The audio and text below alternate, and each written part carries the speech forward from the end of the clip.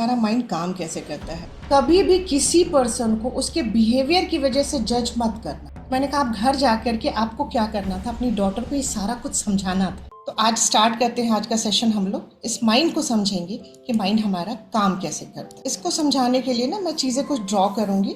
आज हम लोग जानते हैं कि हमारा माइंड काम कैसे करता है। एज अ डॉक्टर या एज अ साइंस स्टूडेंट हम लोगों ने एक चीज़ पढ़ा था आज तक कि जो बाहर हम देखते हैं उसकी इमेज हमारे माइंड के अंदर जाके बनती है, राइट। हम लोगों ने अब तक पढ़ा था उसकी इमेज हमारे इनर वर्ल्ड में जाके बनती है और इस वजह से हम देख पाते हैं।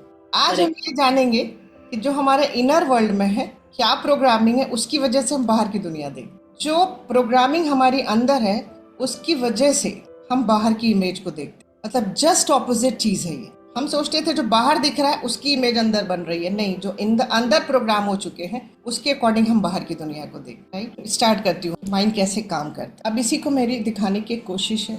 अब जैसे देख लीजिए बाहर एक इवेंट हो रहा है, कोई भी एक घटना घट रही है, तो ये हमारे अंदर कैसे जाती है, 5 सेंसेस से। हम 5 सेंसेस यूज करते हैं किसी भी चीज को परसीव करने के लिए, राइट। और वो 5 सेंसेस क्या होता है, विजुअल होता है, ऑडियो होता है, उसके बाद हम लोग कहते हैं टच होता है, फीलिंग्स होती है हमारी, टेस्ट होता है और स्मेल होता है। तो कोई भी चीज हम बाहर जो भी चीज हम देखते हैं, जो इवेंट हो रहा है, वो 5 सेंसेस से हम परसीव करते हैं अपने इनर वर्ल्ड में और फिर हम इन चीजों को समझते हैं कि ये क्या है, राइट। ये आप लोगों को क्लियर है। ये हम सब पर्सन भी क्या, हम सब जानते हैं कि हम देखते हैं, सुनते हैं, स्मेल करते हैं, टेस्ट करते हैं, टच करते हैं, तो हम चीज़ों को समझ पाते हैं कि ये क्या हो रहा है, राइट। ये चीज़ें जो है हमारे इनर वर्ल्ड में जा कर के एक इमेज बनाती है। यहाँ पे एक इमेज बनती है, जो भी हम यहाँ देखते हैं वो हमारे अंदर इमेज एक बनाती है। लेकिन मैं आज आपको एक फैक्ट बताती हूँ कि जब ये 5 सेंसेस को हम यूज़ करके किसी इवेंट को परसीव कर रहे होते हैं और ये जो इवेंट है अंदर जाने से पहले उसको एक फिल्टर के थ्रू गुजरना पड़ता है। कहने का मतलब कि ये 5 सेंसेस से जो भी चीज़ हम बाहर के इवेंट को देख रहे हैं, किसी भी घटना को हम देख रहे हैं जो हो रहा है, वो जब हमारे इनर वर्ल्ड में जाता है उसके पहले उसको एक फिल्टर से गुजरना होता है, जिसमें 3 फंक्शंस होते हैं उस फिल्टर में। कुछ चीज़ें वो बाहर की दुनिया की जो हमने देखी, जो हमारे माइंड ने देखी, उसको डिलीट कर देगा। कुछ चीज़ों को वो डिस्टॉर्ट कर देगा, मतलब जो रियलिटी है उसको वो डिस्टर्ब कर देगा, टेढ़ा मेढ़ा गलत करके दिखाएगा हम। तीसरा क्या होगा, हम जनरलाइज करता है हमारा माइंड चीज़ों को। मैं इसको डिटेल में बताऊंगी, अभी सिर्फ टर्मिनोलॉजी से आप लोगों को परिचय करा रही हूँ, राइट। तो इसका मतलब कि जो बाहर इवेंट हो रहा है दैट इज इवेंट 1, जो हमने देखा, लेकिन वो हमारे इनर वर्ल्ड में परसीव होने से पहले उसमें से कुछ चीज़ें डिलीट हो गई, कुछ डिस्टॉर्ट हो गई, कुछ जनरलाइज हो गई।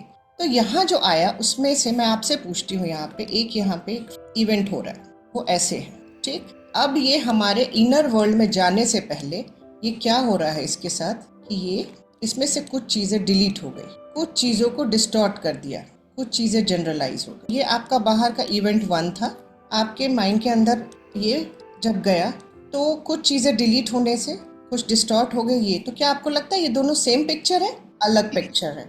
यही मैं आपको बताना चाहती हूँ कि जब जो हम बाहर देख रहे हैं वो हमारे माइंड के अंदर परसीव होने तक उसका रूप चेंज हो जाता है। इसलिए कहा जाता है जो अंदर इमेज बनी दैट इज इवेंट 2।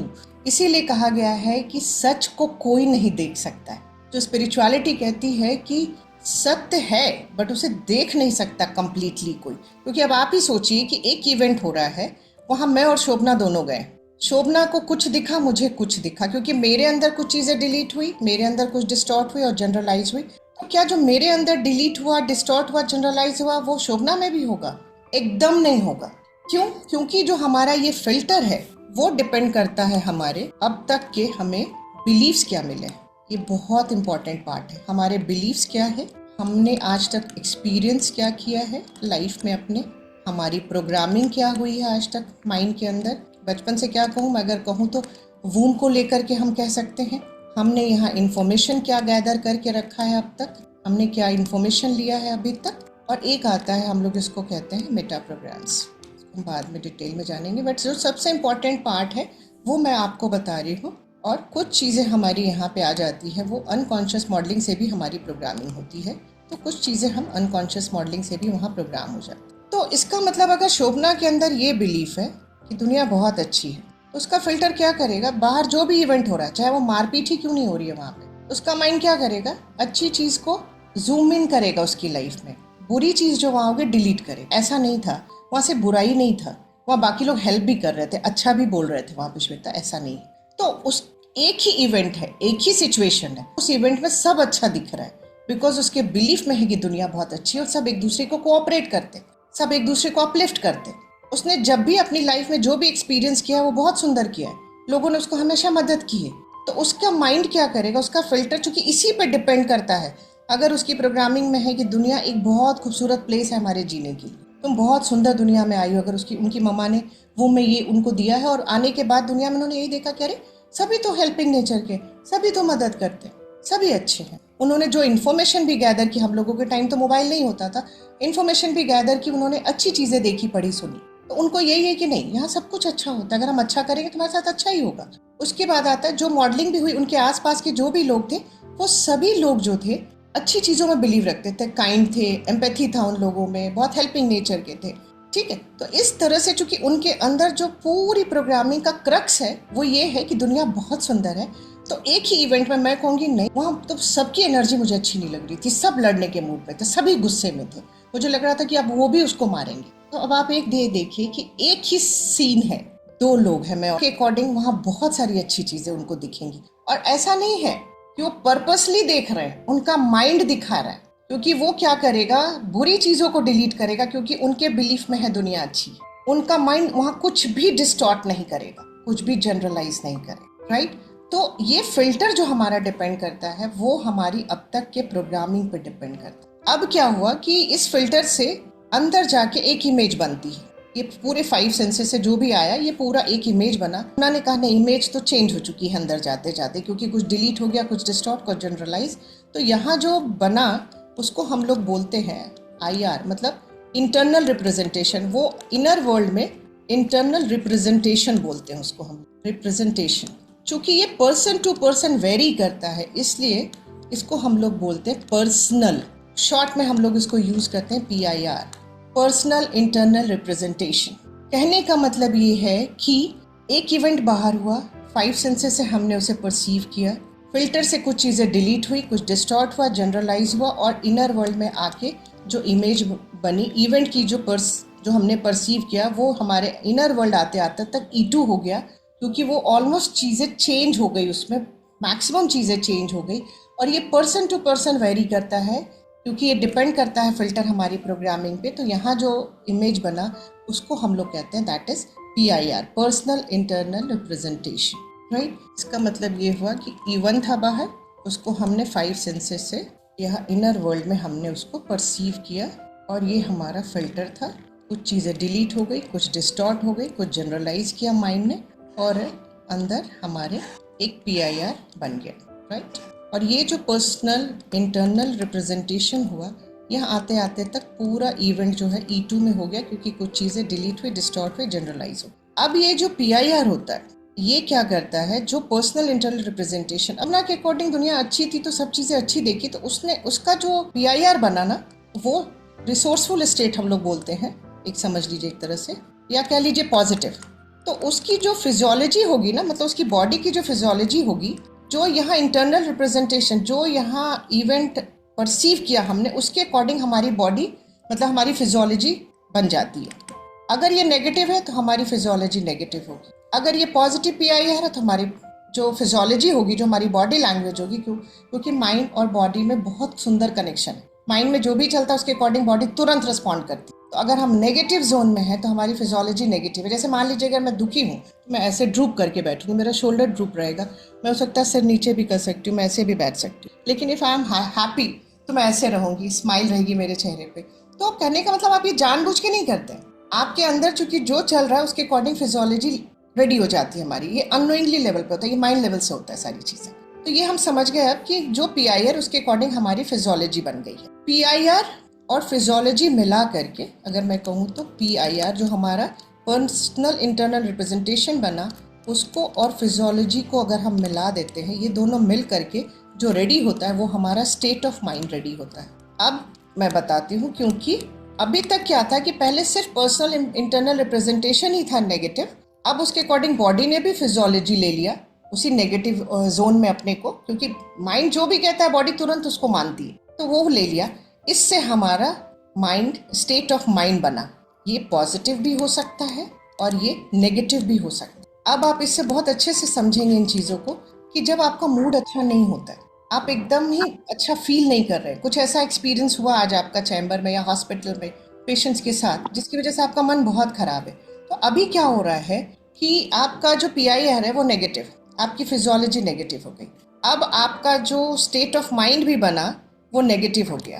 ठीक, अब आप इतना सब कुछ करके जब आप घर पहुंचते हैं और ये देखते हैं कि बच्चे पूरा घर उथल पुथल करके रखे हुए, खेल में ही रखे हैं, बट अब आप क्या करेंगे कि ये जो स्टेट ऑफ माइंड बना, इससे जो होता है ना, ये जो स्टेट ऑफ माइंड है ये हमारा बिहेवियर प्रोड्यूस करता है। तो चूंकि आप नेगेटिव स्टेट में हैं तो आपका बिहेवियर जो होगा ना, आप भी नेगेटिवली ही बिहेव करेंगे और आप बच्चों की उस हरकत को देख करके चिल्लाना शुरू करेंगे।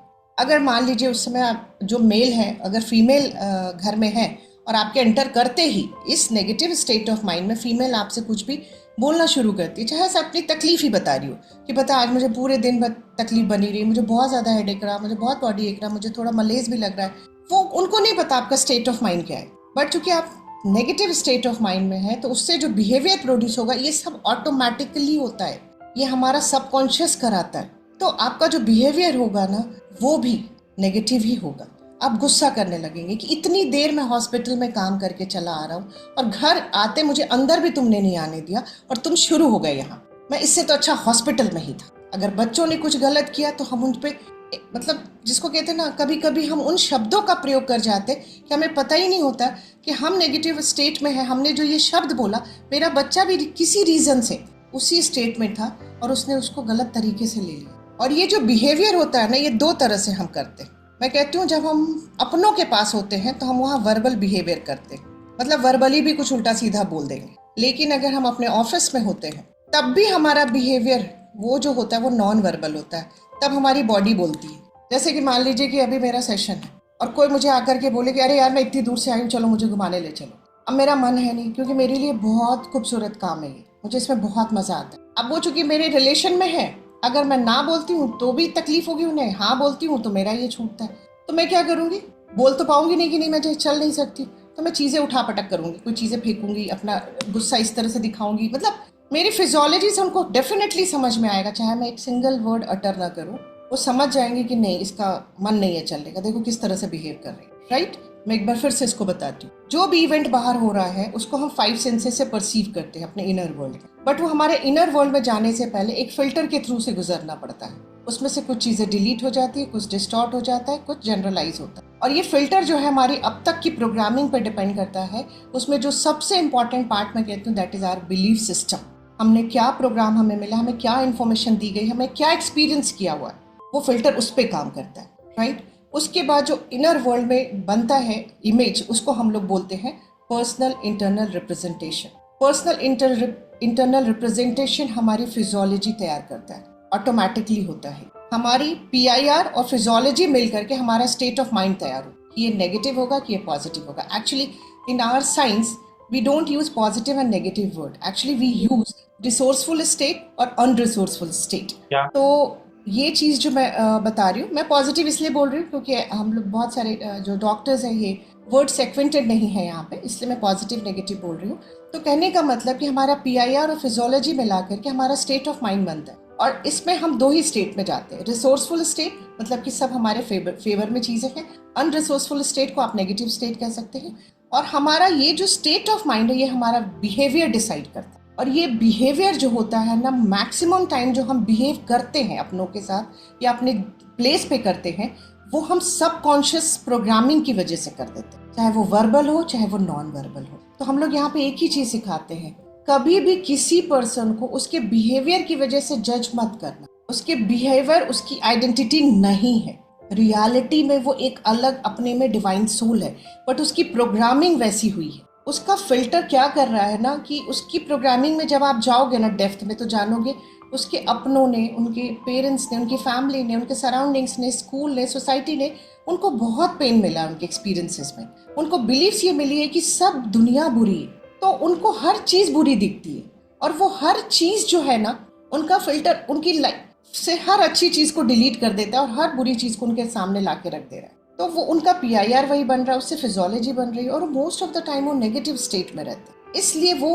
मोस्ट ऑफ द टाइम उनका बिहेवियर बहुत नेगेटिव होता है। इसको हमें समझना होगा। कोई भी अगर आपके साथ गलत बिहेवियर कर रहा है तो डोंट जज अ पर्सन विथ हिज और her behaviour. Try to see the pain जिसकी वजह से उसके अंदर ये सारी चीजें चल रही है कि वो इस तरह का बिहेव कर रहा है। हम लोग बहुत बार एज अ डॉक्टर पेशेंट्स के बिहेवियर से हम नाराज हो जाते हैं कि किस तरह से बात कर रहा है। उसके शू में पैर डालना होगा, हम समझना होगा। वो डॉक्टर नहीं है, उसको नहीं पता कि ये ओवेरियन सिस्ट कैंसर में नहीं जल्दी बदलेगा। ये सिंपल फंक्शनल सिस्ट है, नथिंग टू वरी। वो नहीं समझता है और आज तो सोने पे सुहागा हो गया, गूगल पढ़ के आ रहा है उल्टा सीधा, तो मान के चल रहा है ये कैंसर होगा ही होगा।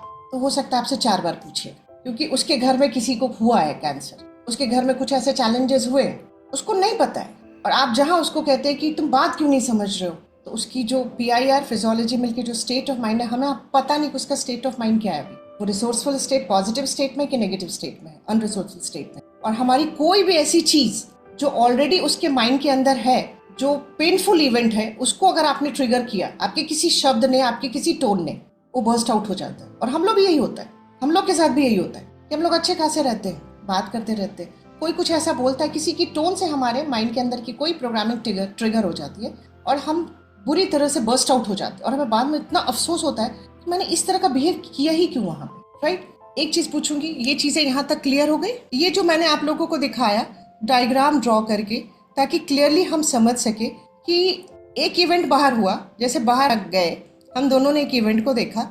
अब मैं दोनों मिल करके जाके अगर हम लोग अस्मिता को बताएंगे तो मैं कुछ वर्जन बताऊंगी, शोभना कुछ वर्जन बताएगी।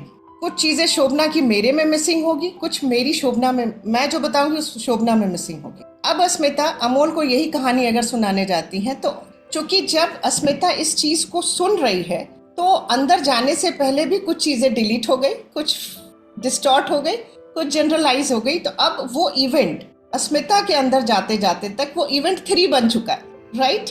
क्योंकि अस्मिता का फिल्टर जो है वो उसके जो प्रोग्रामिंग्स हैं, बिलीफ्स है, उस पर डिपेंड करेगा। अगर वो मुझसे मैच कर रहा है कि दुनिया बहुत बुरी है तो उससे रिलेटेड चीजें होगी। अगर शोभना से मैच कर रहा है कि नहीं दुनिया तो बहुत सुंदर है, बट उसका एक अपना बिलीफ अलग से होगा। हम सबके अलग अलग प्रोग्रामिंग है, ठीक। अब ये चीज जब अस्मिता चलेगी अमोल को बताने, तो क्या होगा, अमोल के अंदर जाते जाते तक वो इवेंट 4 हो चुका होगा। हम क्यों कहते हैं कि एक बात छोटी सी निकली इतनी बड़ी पतंगड़ कैसे बन गई, ये हम अननोइंगली करते हैं। अगर हम कॉन्शियसली चीजों को नहीं सुनेंगे, समझेंगे, तो हम यही करेंगे। मैं आज आपको बताती हूँ, हम लोग छोटे थे तब मेरे यहाँ उस समय तो सिर्फ टेलीग्राम ही तरीका हुआ करता था, इमरजेंसी में कोई न्यूज अगर आपको देनी है तो मेरे नाना जी हैं, उनके बहुत प्रिय मित्र थे, यहाँ लखनऊ में रहते थे, हम लोग बिहार में थे उस समय। तो एक टेलीग्राम आया, चूंकि मेरा जो घर था ननिहाल का, वहीं पे पोस्ट ऑफिस था। हमारे घर का एक कमरा दिया गया था, गवर्नमेंट ने लिया था, वहाँ पे पोस्ट ऑफिस था। तो वहाँ टेलीग्राम आता है कि आपके फ्रेंड की डेथ हो गई है। तो नाना जी बहुत दुखी हुए, बोले अरे बहुत प्यारा दोस्त था, और हमारे यहाँ ना कुछ सामान वगैरह लेके जाते हैं डेथ। वो सारा सामान वान ले करके 1.5-2 दिन में लखनऊ पहुंचे। उस समय इतना इजी नहीं होता था चीजों को करना। वो खुद ये किस्सा बताते कि जब मैं वहां पहुंचा तो देखा बाहर वो दरवाजे पे खुद ही बैठा हुआ था।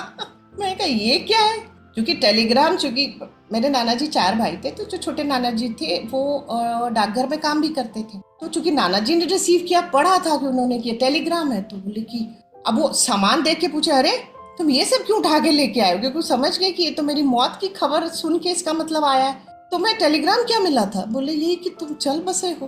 बोले अरे यार मैंने तो सिर्फ उसके यहाँ कहलवाया कि मेरी तबीयत खराब है। फिर पता चला कि टेलीग्राम लिखने तक जिसको लिखवाना था जाकर के पोस्ट ऑफिस, किसी उन्होंने कहा तबीयत खराब है, उसने कहा अरे बहुत तबीयत खराब है, उसने कहा अरे बचने की उम्मीद नहीं है। देखो किस तरह से एक इवेंट E1 से E2, E2 से E3, E3 से E4 होता है, और एंड पे पहुंचते पहुंचते क्या हो जाता है। इसमें दोष किसी का था क्या? नहीं था। इसका जो सबसे बड़ा रीजन है, हम अवेयरनेस में अगर नहीं रहेंगे तो हम यही चीजें करेंगे, और हमारा माइंड हमें ऐसे ही चला रहा है, राइट। अब इसको मैं एग्जाम्पल से एक्सप्लेन करूंगी आप लोगों को, तो और क्लैरिटी आप लोगों को आएगी इसको लेकर, राइट। ये है, इसको हमारे साइंस में, साइंस ऑफ माइंड में हम लोग इसको कहते हैं NLP कम्युनिकेशन मॉडल, क्योंकि हम कम्युनिकेट कैसा करता है हमारा माइंड बाहर की वर्ल्ड से। इनर वर्ल्ड हमारा आउटर वर्ल्ड से कम्युनिकेट कैसे करता है, इसलिए हम लोग इसको बोलते हैं कम्युनिकेशन मॉडल। इसमें वही होता है, एक्सटर्नल इवेंट है, जो भी इंफॉर्मेशन हम बाहर से लेते हैं वो 5 सेंसेस के थ्रू हमारे इनर वर्ल्ड में एंटर करता है, राइट। और वो एक फिल्टर के थ्रू उसको गुजरना होता है, जिसपे कुछ चीज़ें डिलीट होती है, कुछ डिस्टॉर्ट हो जाती है, कुछ जनरलाइज हो जाती है। और ये जो हमारा डिपेंड करता है, ये हमारे अब तक की एक्सपीरियंसेस, मेमोरीज, बैड मेमोरीज मिली है हमें, बिलीव्स, हमने क्या डिसीजंस लिए, हमने क्या इन्फॉर्मेशंस लिए हैं, हमारी क्या मॉडलिंग आज तक हुई है, इस पर डिपेंड करता है। और वो जो इमेज है जो हमने परसीव किया है, वो अंदर आकर के एक रिप्रेजेंटेशन जो अंदर होता है, उसको हम लोग बोलते हैं पर्सनल इंटरनल रिप्रेजेंटेशन। ये बनाता है हमारी फिजियोलॉजी, और ये दोनों मिलके बनाता है हमारा स्टेट ऑफ माइंड। और स्टेट ऑफ माइंड से ये स्टेट ऑफ माइंड हमारा बनाता है बिहेवियर, और एक्शन हम इसके अकॉर्डिंग लेते हैं, वो वर्बल या नॉन वर्बल हो, राइट। एक चीज़ और आपको बताती हूँ, माइंड इतना खूबसूरत बनाया भगवान ने, जब उन्होंने देखा कि मैंने wishing tool, subconscious mind, next to God अगर आप इसको कह सकते हैं, ये आपके लिए सब कुछ करने को तैयार होता है, बट हमें इसके पावर के बारे में पता नहीं होता, इसलिए ये हमारी लाइफ में डिस्ट्रक्शन कर रहा है आज की। उन्होंने जब देखा इसको बनाया, तो उन्होंने रियलाइज किया कि 1 सेकेंड में subconscious mind 2 million bits of information उठा रहा है। 2 million bits of information 1 second में। फिर से सुनिए इसको ध्यान से, 1 सेकेंड में 2 मिलियन बिट्स इंफॉर्मेशन उठा रहा है वो हमारा सबकॉन्शियस माइंड। तो उनको खुद ही रियलाइज हुआ होगा डिविनिटी को कि इंसान तो पागल हो जाएगा, इतना इंफॉर्मेशन अगर हम 1 सेकेंड में 2 मिलियन इंफॉर्मेशन को अगर हम प्रोसेस करने लगे तो हम नहीं कर पाएंगे। तो उन्होंने क्या कहा, चलो ठीक है, तुम्हारा प्रोसेसर बड़ा रहेगा, तुम ज़्यादा पावरफुल तुम्हारा प्रोसेसर है, लेकिन कॉन्शियस को उन्होंने कहा कि तुम्हारे तक जाते जाते तक ये 1/4 ही प्रोसेस होके तुम्हें मिलेगा। इसको मैं बहुत ही खूबसूरती से समझाती हूँ कि जब भी हम कभी अपने घर से, यहाँ जैसे मैक्सिमम डॉक्टर्स, हम अपने हॉस्पिटल के लिए जाते हैं, तो बहुत सारी चीज़ें हम देखते हैं, गाड़ियाँ देखते हैं, इंसान देखते हैं, बहुत सारे व्हीकल्स है, गाड़ियाँ हैं, पेड़ हैं, पौधे हैं, रोड देखते हैं, बहुत सारे डिवाइडर देखते हैं। लेकिन जब हम अपने हॉस्पिटल पहुँचते हैं और अगर आपसे कोई पूछे कि जितनी चीज़ें देखी तुमने सब बताओ, आप उसमें से सिर्फ 1/4 ही बता पाएंगे, और वही 1/4 बता पाएंगे जो आपकी लाइफ में वैल्यू रखते हैं, जो आपके बिलीफ सिस्टम से मैच करते हैं, जो आपकी प्रोग्रामिंग से मैच करते हैं। अगर जिन्हें कपड़े का शौक है ना, उनको हर कपड़े की नई दुकान दिख जाएगी। जिनको खाने का शौक है ना, उनसे कभी भी रेस्टोरेंट नहीं मिस होगा, चाहे वो कितनी छोटे से एरिया में भी खुला हो। तो आपका जो फिल्टर है वो मैक्सिमम चीज़ों को डिलीट कर देता है, डिस्टॉर्ट करता है और जनरलाइज करता है। और माइंड ऐसे प्रोसेस करता है कि जितना इन्फॉर्मेशन हमने उठाया है उससे सिर्फ 1/4 ही प्रोसेस होता है। इसीलिए हम आज स्टेबल है। आज हम लोग क्यों कह रहे हैं बच्चों को कि बच्चों इस रील्स की दुनिया से बाहर निकलो।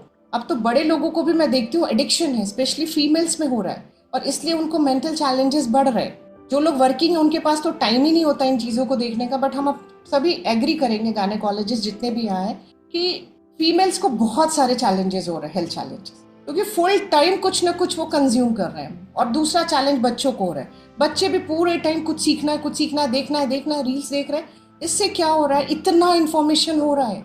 माइंड को एक लिमिटेड चीज़ के लिए बनाया था भगवान ने कि वो लिमिटेड ही प्रोसेस करेगा, उसको उतना ही दो, क्योंकि वो तो ऑटोमेटिकली इतना उठा रहा है हर सेकंड में। अब जैसे आप लोग मेरा इस जो ब्लॉग देख रहे हैं जिसमें मैं आपको दिख रही हूँ, कॉन्शियसली आपका माइंड यहाँ से कुछ ही चीज़ें आपको बताएगा अभी। लेकिन अगर मैं आपको हिप्नोटाइज कर दूँ या ट्रांस में ले जाऊँ कमांड करके, तो आप यहाँ की वो बारीकी बताएंगे जो मुझे नहीं पता है। ये है हमारे माइंड का पावर। तो हम लोग यही कहते हैं कि समझना बहुत ज़रूरी है, राइट। अब यहाँ पे मैं कुछ एग्जाम्पल से आप लोगों को समझाऊंगी डिलीट कैसे होता है चीज़ें डिस्टॉर्ट कैसे होती है, और चीज़ें जनरलाइज कैसे करते हैं हमारा माइंड। अब जैसे देखिए, मैं अपने रियल लाइफ एक्सपीरियंसेस ही शेयर करूंगी आप लोगों से, मेरी आदत है। अब मेरी जो परवरिश हुई है शहर में होने से, मेरा बहुत ज़्यादा एनिमल से इंटरेक्शन नहीं था, राइट। मंगेश सर की परवरिश भी, उनका जन्म और परवरिश सब कुछ वाराणसी में है, बट उनका ननिहाल भी वाराणसी में था। और उनकी नानी को ना एनिमल से बहुत प्रेम है, बहुत ज़्यादा। मतलब उनके घर में मोर भी था, हिरन भी था, गाय भी, बकरी भी, मुर्गा भी, मुर्गी भी, सब, मतलब बहुत सारे एनिमल्स वो रखते थे, राइट। तो उनका बहुत ज़्यादा लगाव बचपन से एनिमल से रहा। हम दोनों इस मामले में एंटायरली डिफरेंट हैं, राइट। उनकी लाइफ में एनिमल्स की वैल्यू बहुत ज़्यादा है, बहुत ज़्यादा है। मेरी लाइफ में क्या हुआ, चूँकि मैं मम्मा के साथ, पापा के साथ रही, पापा तो मतलब ऑफिस जाना, और वो ऑफिसर थे तो मोस्ट ऑफ द टाइम बाहर ही रहते थे, और हम मम्मा के साथ रहते थे। मम्मा में मैं एक चीज़ देखती थी कि मम्मा को, किसी को भी जैसे चोट लग गया ना, कोई काम करने वाला है, तो बोलते थे कि वो देखिए ना दीदी जी पैर कट गया, वो कील चुभ गया उससे।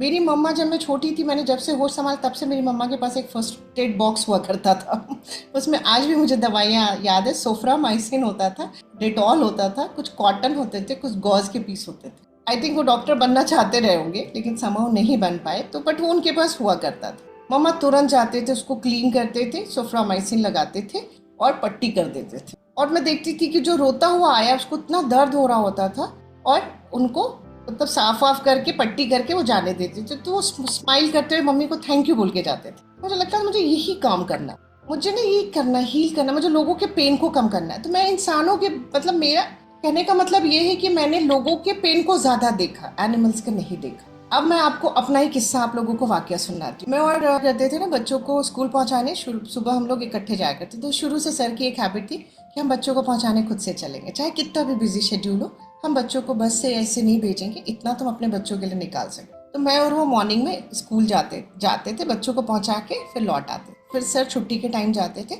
अगर वो फ्री हैं तो वो जाते थे, नहीं तो मैं जाती थी लेने के। एक दिन क्या हुआ, पहुंचा के बच्चों को लौट रहे थे तो सर ने मुझसे कहा कि आपकी साइड में देखिए जो नाली है ना, उसमें कोई डॉग गिरा हुआ है। और विश्वास करिए मैंने ऐसे करके देखा, चूंकि गर्मी का मौसम था तो मैंने शीशा नीचे नहीं किया, एसी चल रहा था, मैंने देखा, मैंने कहा नहीं मुझे तो नहीं दिख रहा है, मुझे नहीं दिखा। और हम लोग आगे बढ़ गए। नेक्स्ट डे फिर जब जा रहे थे तो फिर सर ने बोला कि लौटते में बच्चों को पहुंचा के कि श्वेता है, मुझे आज भी दिख रहा है वहां एनिमल। मैंने फिर से देखा, अच्छा रुक जाइए मैं शीशा नीचे करके देख लेती हूँ एक बार। मैंने अपना शीशा भी डाउन किया कार का, मैंने देखा, मुझे तो दिख ही नहीं रहा, मुझे नहीं दिखा, बिलीव मी। उस दिन तो वो मान गए। थर्ड डे सेम चीज होता है, उन्हें फिर से दिखता है वो एनिमल। वो मुझसे कहते श्वेता मुझे एनिमल दिख रहा है। मैंने फिर से कहा कि अच्छा रुक जाइए, आप गाड़ी रोक दीजिए 1 मिनट के लिए, मैं देखती हूँ। मैंने बहुत अच्छे से देखा, मैं कहा मुझे तो दिख ही नहीं रहा है, नहीं दिखा मुझे। हम घर आ गए बट उनका मन नहीं मान रहा था। उन्होंने स्कूटर उठाई, वो वापस गए और देखा वहां पे एक डॉगी थी जिसको बुचर नाइफ से मारा था। उसका जो मतलब रीढ़ की हड्डी थी वो 2 टुकड़े में हो गई थी, पैरालाइज्ड होकर वहां पड़ी हुई थी, बट शी वॉज अलाइव। और जब सर ने उसको देखा तुरंत कॉल किया, क्योंकि सर एनिमल एक्टिविस्ट भी हैं और बनारस के बहुत सारे एरियाज के एनिमल के गार्डियन भी हैं, उनको मिला हुआ है एनिमल वेलफेयर जो सेंटर है वहाँ से उनको गार्डियन का वो मिला हुआ है। तो तुरंत उन्होंने कॉल किया, उसको तुरंत लेकर के गए, उसका पूरा ट्रीटमेंट हुआ। तो मेरा जो आपको बताने का पर्पस ये है कि हम दोनों एक ही सिचुएशन, एक ही इवेंट में, एक ही सीन पे थे। उनके में एनिमल्स की बहुत वैल्यू, उनकी लाइफ में बहुत ज्यादा ही है। उनका लगता है, उन्हें इतना प्रेम है एनिमल से, मैं आपको बता नहीं सकती हूँ। अगर इंसान को हर्ट करेगा एक बार को वो माफ कर सकते हैं, अगर किसी ने एनिमल को हर्ट किया ना फिर वो नहीं छोड़ते हैं उसको, वो किसी हद तक चले जाते हैं। तो क्योंकि उन्होंने अपनी नानी के साथ देखा था एनिमल से, उनको जो अनकंडीशनल लव बचपन में मिला ना, वो उस लव को सेंस कर गए। और वो आज भी कहते हैं कि अगर मेरे सामने कोई इंसान होगा इसको अदरवाइज मत लीजिएगा, मैं उनके मन की बात बता रही हूँ, और एक एनिमल होगा और डिविनिटी मुझे कहेगी एक का हाथ उठाना, तुम एक ही को उठा सकते हो, यहाँ से एक ही की हेल्प कर सकते हो, तो मैं एनिमल को उठाना पसंद करूंगा। क्योंकि इंसान को तो कोई ना कोई जरूर हाथ दे देगा बट एनिमल को कोई नहीं देगा, तो वो एनिमल को ही उठाना पसंद। और जब उन्होंने उस एनिमल को उठाया, उसका ट्रीटमेंट हुआ, उसका नाम हम लोगों ने लिली रखा, क्योंकि जितने भी स्ट्रीट एनिमल्स को रेस्क्यू करते हैं मंगेश सर उसका नाम रखते हैं। लिली पैरालाइज तो हो गई बट वो ठीक ठाक होके चली गई, मतलब पैरालाइज हो गई पीछे से, 2 पैर से वो चलती थी घसीट करके। तो जो बताने का पर्पस है कि उनके बिलीव्स, उनके वैल्यूज में एनिमल्स की बहुत वैल्यू थी, तो उनके फिल्टर ने उस एनिमल को डिलीट नहीं किया, जबकि वो जिस साइड वो नाली थी ना, वो साइड मेरा साइड था, सर ड्राइविंग सीट पे होते थे, राइट। अब इसी के कुछ दिन के बाद का वाकया सुनिए, उनके माइंड ने क्या डिलीट किया। मैं और वो वैसे ही बच्चों को पहुंचा के लौट रहे थे, आई थिंक मई का था, फर्स्ट वीक ऑफ मई का रहा होगा, मौसम बहुत गर्म था। सर ड्राइविंग सीट पे थे, मैं उनके बगल में बैठी थी, और थोड़ी देर के बाद मेरे ध्यान जाता है कि छोटा सा बच्चा, हार्डली 7-8 ईयर्स ओल्ड होगा, वो कभी ये पैर ऊपर कर रहा है, कभी ये ऊपर कर रहा है, कभी ये पैर ऊपर कर रहा है। मेरा ध्यान तुरंत जाता, मैं देखती हूँ ये क्या है, ओहो इसने चप्पल नहीं पहना है, और इतनी गर्म सड़क है कि उसका पैर जल रहा है। मैंने तुरंत इनकी तरफ मुड़ के मैंने कहा कि एक काम करिए ना, रेस करिए कार को और उसके आगे लगा दीजिए, मैं अपना उसको चप्पल दे दूंगी, हमें तो घर ही उतरना है। उसका पैर जल रहा है उस बच्चे का। हमने रेस किया बट वो बच्चा गली में घुस गया जहाँ कार नहीं जा सकती। हम उसकी हेल्प कुछ नहीं कर पाए, बट मेरी नजर पड़ गई उस बच्चे पे, और सर ने कहा मैं ड्राइविंग सीट पे ही था, जब आपने बोला तब तो मुझे दिखा, उसके पहले वो नहीं दिखा, उसका पैर जलते हुए। देखा आपने, वो बच्चा दिखा था बट उसका पैर जल रहा वो नहीं दिखा था, वो डिलीट हो गया था उनसे, क्योंकि वो ड्राइविंग सीट पे थे, तो बच्चा तो दिख ही रहा था उन्हें, पर जलता हुआ पैर नहीं दिखा उन्हें, वो मुझे दिखा। क्योंकि मैंने अपनी मम्मा के साथ ना लोगों के पेन कम करने के लिए, मेरी बिलीफ्स में, मेरे वैल्यूज में था कि मुझे लोगों का पेन कम करना है, किसी तरह से भी करूँ। पता भी नहीं था कि पेन कम करने के लिए डॉक्टर बनना होता है कुछ भी पता नहीं था, ये तब से दिमाग में है, जहन में है, राइट। तो चीज़ें इस तरह से डिलीट होती है हमारी लाइफ से। अब आते हैं हम डिस्टॉर्शन की बात करते हैं कि एक तो समझ गए कि डिलीट कैसे करता है, अब डिस्टॉर्शन कैसे होता है। ये सब भी हमारी सारी प्रोग्रामिंग पे डिपेंड करता है। बिलीव्स क्या है हमारे, वैल्यूज क्या है हमारी, क्या प्रोग्रामिंग आज तक हुई। ये भी मैं आपको रियल लाइफ एक्सपीरियंस अपना शेयर करती हूँ। एक बच्ची आती है मेरे पास, उसको हर 3-4 महीने के बाद कभी ओवेरियन सिस्ट हो जाता है, कभी उसे रीनल स्टोन हो जाता है, कभी उसे जीआई इशू होता रहता था।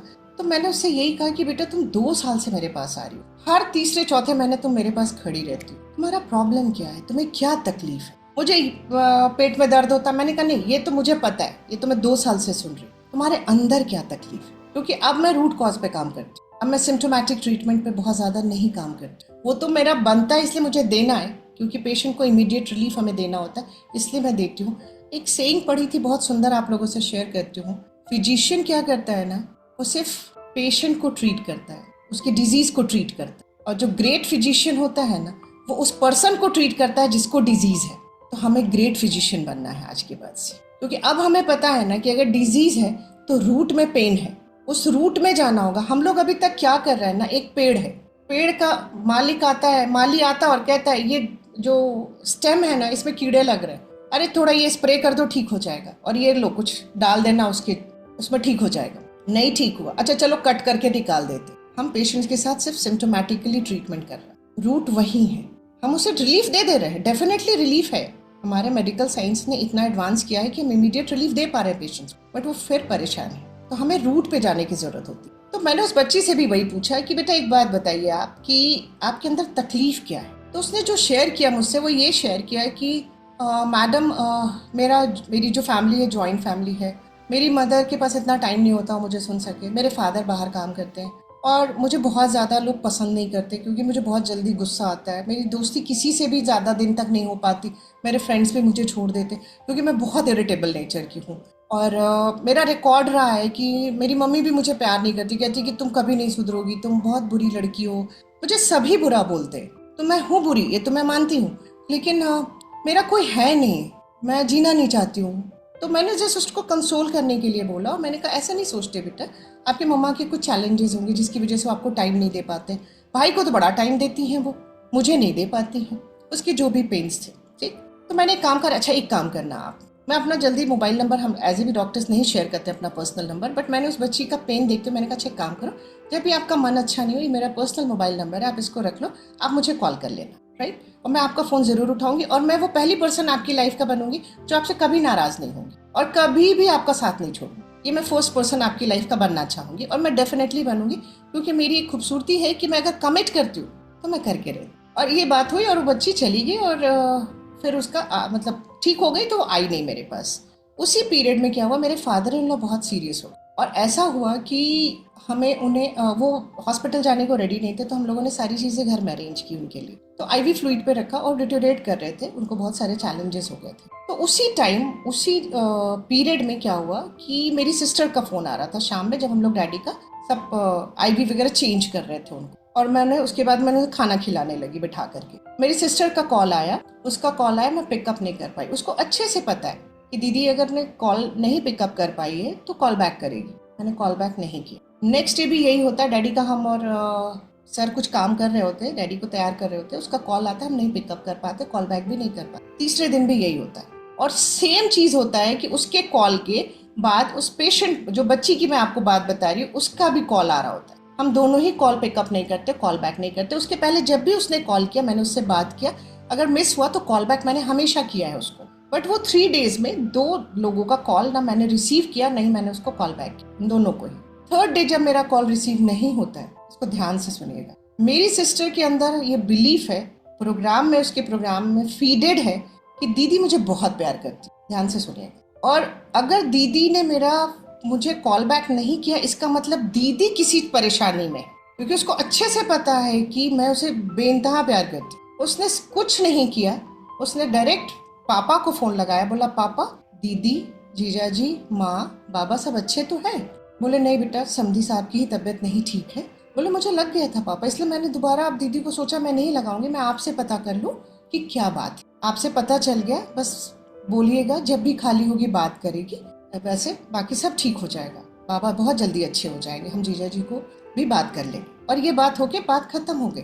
उसके बाद कुछ ही समय के बाद डैडी हमें छोड़ के इस दुनिया से चले गए। फिर हम लोग चैम्बर जब गए तो वो बच्ची आई और वो बाहर ही मतलब इतना ज़्यादा ज़ोर ज़ोर से बोल रही थी कि रिसेप्शन पे जो बैठती है उसने आके मेरे से कहा रिचा ने कि भाभी उसको है कि मुझे सबसे पहले मिलाओ, जबकि उसका नंबर अभी आया भी नहीं, वो बहुत बाद में है। मैंने कहा अच्छा वो बच्ची है? बोले हाँ। मैंने कहा आने दो उसको, कोई बात नहीं, हम बाकी लोगों को समझा लेंगे। वो अंदर एंटर करती और कहती मुझे पता था आप मुझसे नाराज हैं, मुझे अच्छे से पता है कि आप भी मुझे छोड़ देंगी। मैंने आपसे बोला था ना कि मेरे साथ कोई ज़्यादा दिन रह नहीं सकता, आप भी नहीं रह पाए ना, और आपने मेरा फ़ोन क्यों नहीं उठाया और आपने मुझे कॉल बैक भी नहीं किया। मुझे अच्छे से पता था मेरे साथ यही होता और मेरे साथ यही होना ही है, आप भी वही हैं, सबकी तरह आप भी हैं। वो कंटिन्यूअसली 15 मिनट वो बोलती रही बच्ची, मैं चुपचाप सुनती रही उसको। अब ये बताइए, अगर आपने किसी का, मैंने अगर किसी आप में से किसी का फ़ोन नहीं उठाया तो इसका मतलब मैं आपको प्यार नहीं करती।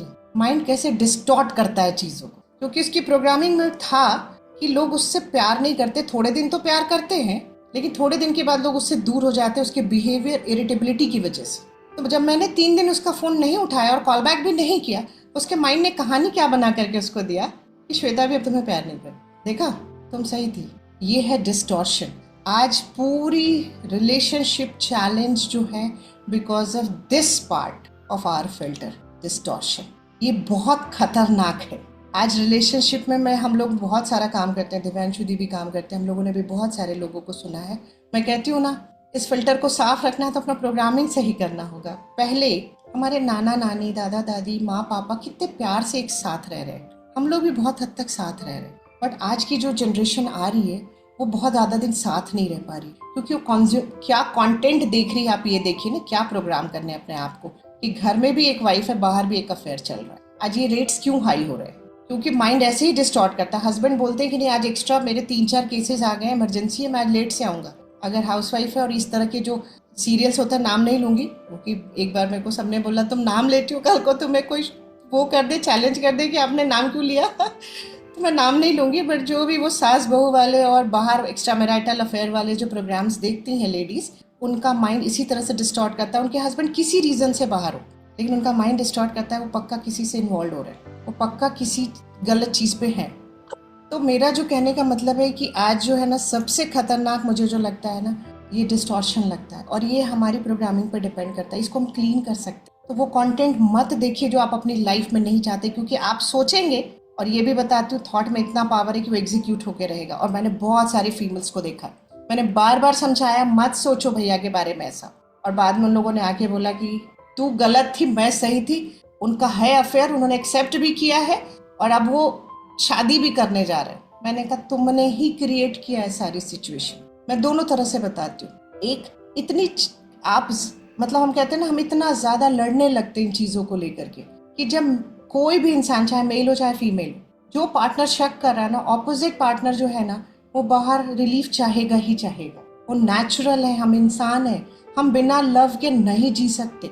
ये एक्सपेरिमेंट भी हुआ था और मैंने अपने डेमो सेशन में शेयर भी किया था इस एक्सपेरिमेंट को कि न्यू बॉर्न बेबी को लव नहीं दिया गया तो सारे बच्चे मल्टीपल ऑर्गन फेलियर में गए। तो लव हमारी नीड है, लेकिन अगर हम वो घर में नहीं मिलेगा तो हम बाहर सीख करेंगे ही करेंगे। और दूसरा, अगर मेरे मन में बार बार चलता है कि ऐसा ना हो जाए, ऐसा ना हो जाए, माइंड को नहीं पता है वो एग्जीक्यूट नहीं करना है, वो आपके लिए एग्जीक्यूट करके देगा, वो आपके लिए सारे सिचुएशंस क्रिएट करता है। तो मैं आज एक ही चीज़ रिक्वेस्ट करूँगी कि ये जो इस तरह की जो चीज़ें होती है ना, स्पेशली मैं फिल्मों की भी बात करती हूँ, जो लोग आजकल बहुत सारी चीज़ें बहुत आसानी से उपलब्ध है, बट वही देखिए ना जो अगर आपकी लाइफ में घट भी जाए तो आपको बुरा ना लगे। उन चीज़ों को लोग कहते हैं ना हम टाइम पास के लिए देखते हैं, वो टाइम पास नहीं होता है, वो आपका टाइम पास करा रहा होता है, बहुत खूबसूरती से टाइम पास कराना। पहले हम लोग इसको कहते थे, जब हम लोग छोटे थे तो हम लोग क्या कहते थे कि एंटरटेनमेंट के लिए कुछ चीज़ें आती थी और कहा जाता था एंटरटेनमेंट की चीज़ है।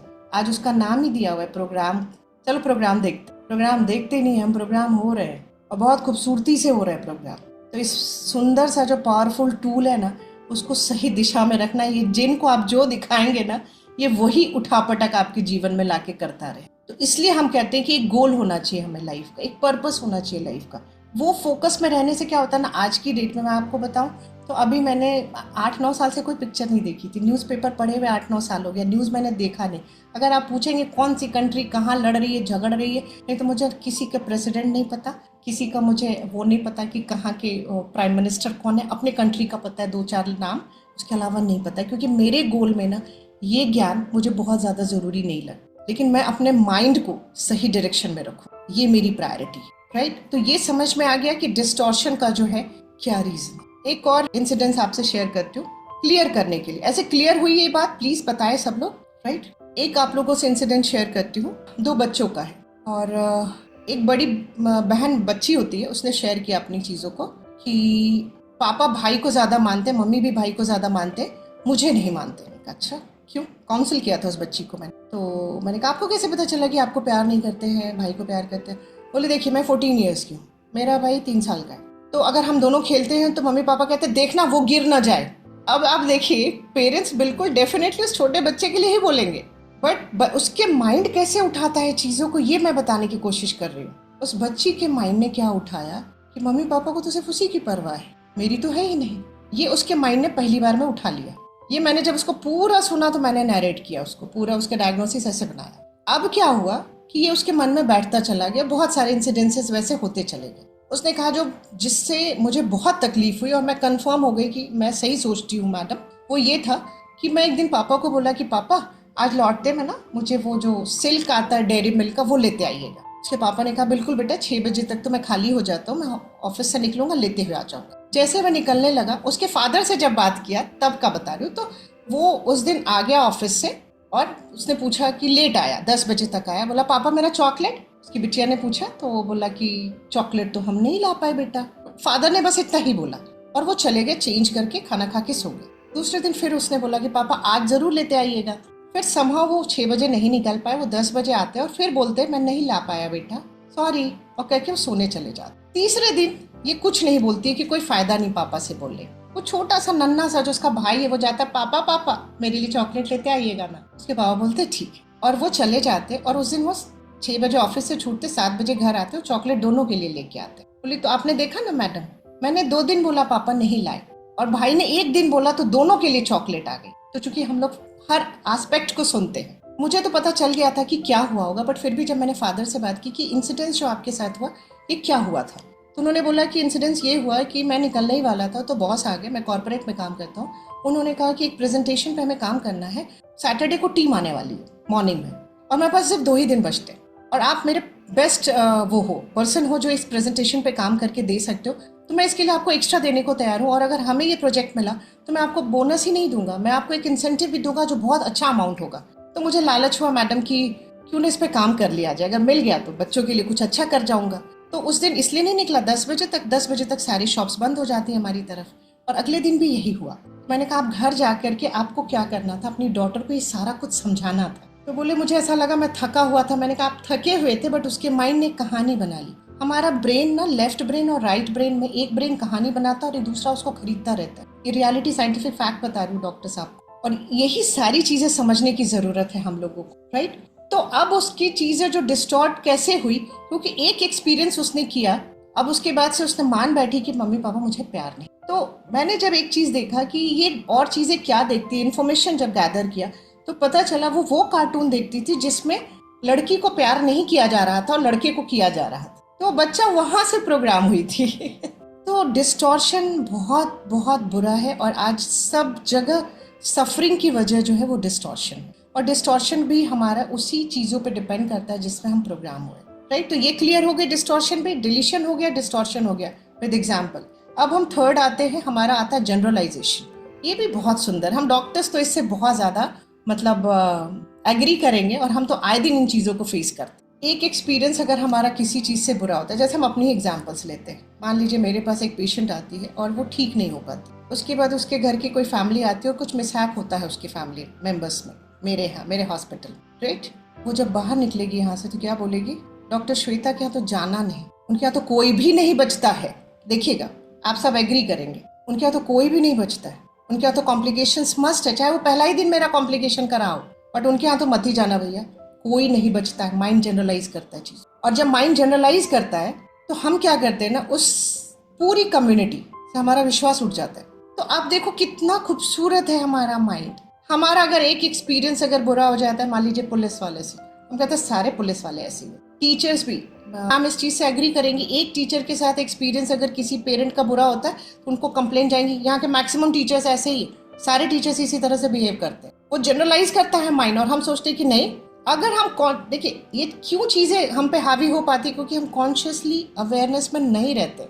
अगर मैं ये सेंटेंस बोलने से पहले सोचूं कि क्या सारे टीचर्स ऐसे हैं, नहीं, मेरे बच्चे को तो एक टीचर ने बुरा बोला है, उन्होंने उन पे हाथ उठाया है, बाकी तो किसी ने नहीं उठाया, तब मैं कभी नहीं बोलूँगी। तब मैं जनरलाइजेशन अपने माइंड के इसको रोक पाऊंगी, करेक्ट कर पाऊंगी, और वहाँ अंदर प्रोग्रामिंग अच्छी डाल पाऊंगी। क्लियर हुई ये तीनों चीज़ें, राइट? तो ये है हमारा माइंड का, कि ये माइंड ऐसे काम करता है। मुझे गुलजार साहब की एक यहाँ पे बहुत सुंदर पंक्तियाँ याद आती है। एक खता हम उम्र ताउम्र एक खता हम करते रहे, ताउम्र एक खता हम करते रहे, धूल चेहरे पे जमी थी और हम आईना साफ करते रह गए। हम सबके साथ भी यही हो रहा है कि फिल्टर हमारा अपना गंदा है, राइट? और हम दुनिया को बुरा भला बोले जा रहे हैं, वहाँ करेक्शन करने में लगे हुए। अगर हम अपना इनर वर्ल्ड, हमारी इनर प्रोग्रामिंग जो PIR है, उस पे काम कर ले, और PIR पे अगर हमें काम करना है तो हमें अपने बिलीफ्स पे काम करना होगा, हमें अपनी प्रोग्रामिंग सही करनी होगी, हमने जो एक्सपीरियंसेस बैड उठाए हैं आज तक लाइफ से, उससे सही करना होगा, हमें अच्छी चीज़ों को करना होगा, ताकि हमारा फिल्टर धीरे धीरे साफ होने लगे। और जैसे जैसे हमारा फिल्टर साफ होगा, हमें दुनिया बेहद खूबसूरत लगने लगे। तो this is all from my side, and love you, thank you, bless you all.